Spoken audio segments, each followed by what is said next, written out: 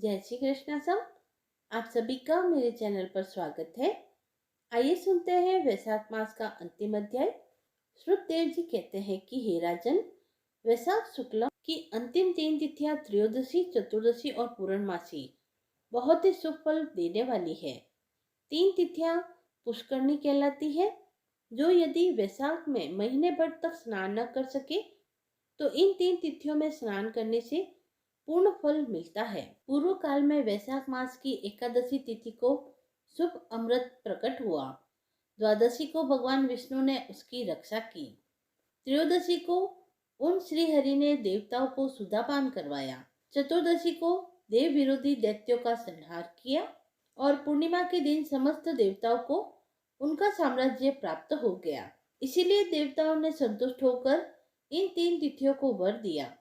वैशाख मास की ये 3 शुभ तिथियां मनुष्य के पापों का नाश करने वाली तथा उन्हें पुत्र पौत्र आदि का फल देने वाली होती है। जो मनुष्य इन संपूर्ण मास में स्नान न कर सका हो, वह इन तिथियों में स्नान कर लेने पर पूर्ण फल को प्राप्त करता है। वैशाख मास में लौकिक कामनाओं का नियमन करने पर मनुष्य निश्चय ही भगवान विष्णु का सायुज्य प्राप्त कर लेता है। महीने भर नियम निभाने में असमर्थ मानव यदि उक्त 3 दिन भी कामनाओं पर संयम कर सके तो उतने से ही पूर्व फल को प्राप्त कर भगवान विष्णु के धाम में आनंद का अनुभव करता है। इस प्रकार वर देखकर देवता अपने धाम को चले गए। अतः पुष्करणी नाम से प्रसिद्ध अंतिम 3 तिथियां पुण्यदायिनी, समस्त पाप राशियों का नाश करने वाली तथा पुत्र पौत्र को बढ़ाने वाली है।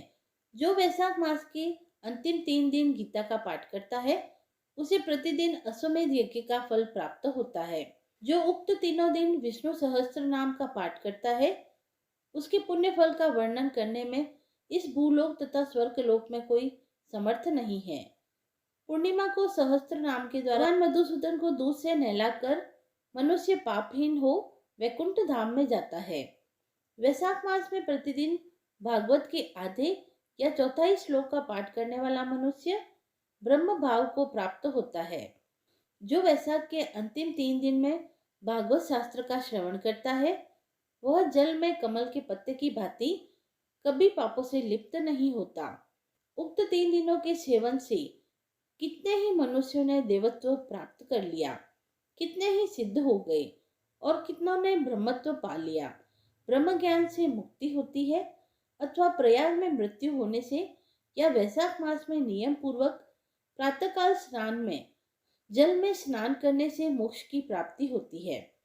इसीलिए वैशाख के अंतिम 3 दिनों में स्नान, दान और भगवत पूजन आदि अवश्य करना चाहिए। वैशाख मास के उत्तम महात्म्य का पूरा वर्णन रोग शोक से रहित जगदीश्वर भगवान नारायण के सिवा दूसरा कोई नहीं कर सकता। तुम भी वैशाख मास में दान आदि उत्तम कर्म का अनुष्ठान करो।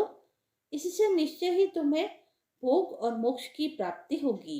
इस प्रकार मिथिलापति जनक को उपदेश देकर श्रुतदेव जी ने उनकी अनुमति ली, वहां से जाने का विचार किया। तब राजश्री जनक ने अपने अभ्युदय के लिए उत्तम उत्सव कराया और श्रुतदेव जी को पालकी पर बिठाकर विदा किया। वस्त्र, आभूषण, गौ, भूमि, तिल और स्वर्ण आदि से उनकी पूजा और वंदना करके राजा ने उनकी परिक्रमा की। तत्पश्चात उनसे विदा हो महातेजस्वी एवं परम यशस्वी श्रुतदेव जी संतुष्ट हो प्रसन्नता पूर्वक वहां से अपने स्थान को चले गए। राजा ने वैशाख धर्म का पालन करके मोक्ष प्राप्त किया। नारद जी कहते हैं, अम्बरीश, यह उत्तम उपाख्यान मैंने तुम्हें सुनाया है जो कि समस्त पापों का नाश तथा संपूर्ण संपत्तियों को देने वाला है। इससे मनुष्य भुक्ति, मुक्ति, ज्ञान तथा मोक्ष पाता है। नारद जी का यह वचन सुनकर महायशस्वी राजा अम्बरीश मन ही मन बहुत प्रसन्न हुए। उन्होंने बाह्य जगत के व्यापार से निवृत्त होकर मुनि को साष्टांग प्रणाम किया और अपने संपूर्ण वैभव से उनकी पूजा की। तत्पश्चात उनसे विदा लेकर देवऋषि नारद जी दूसरे लोक में चले गए, क्योंकि दक्ष प्रजापति के श्राप से वे एक स्थान पर नहीं ठहर सकते। महर्षि अम्बरीश भी नारद जी के बताए हुए सब धर्मों का अनुष्ठान करके निर्गुण परम ब्रह्म परमात्मा में विलीन हो गए। जो इस पापनाशक तथा पुण्यवर्धक उपाख्यान को सुनता, पढ़ता व कहता है, वह परम गति को प्राप्त होता है। जिनके घर में यह लिखी हुई पुस्तकें रहती है, उनके हाथ में मुक्ति आ जाती है। फिर जो सदा इसके श्रवण में मन लगाते हैं, उनके लिए तो कहना ही क्या। वैशाख मास महात्म्य अध्याय 30 समाप्त हुआ। यदि आपको यह पसंद आया हो तो आप मेरे चैनल को लाइक शेयर एंड सब्सक्राइब करें। धन्यवाद।